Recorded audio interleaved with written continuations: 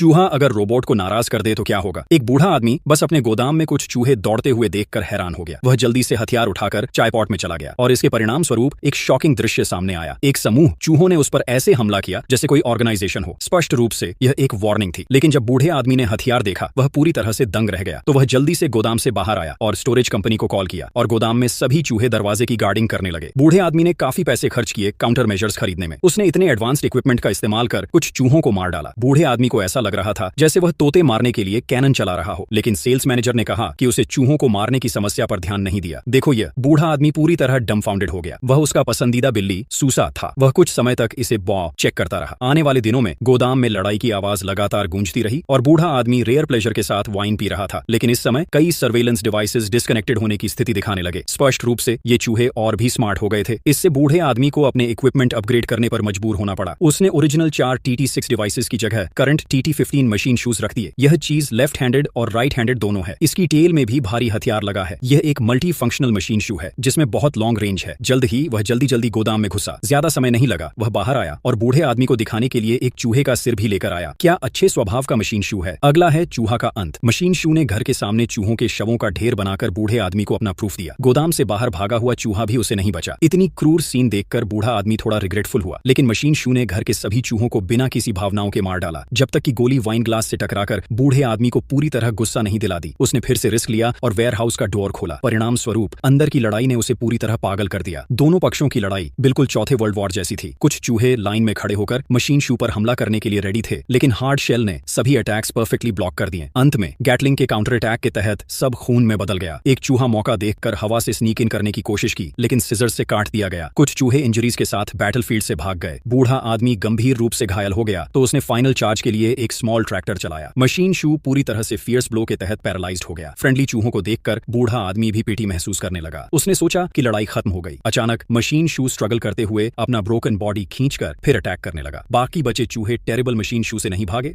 बल्कि उनके पास पड़े हथियार उठाकर इंजर्ड आदमी के सामने ब्लॉक कर दिए।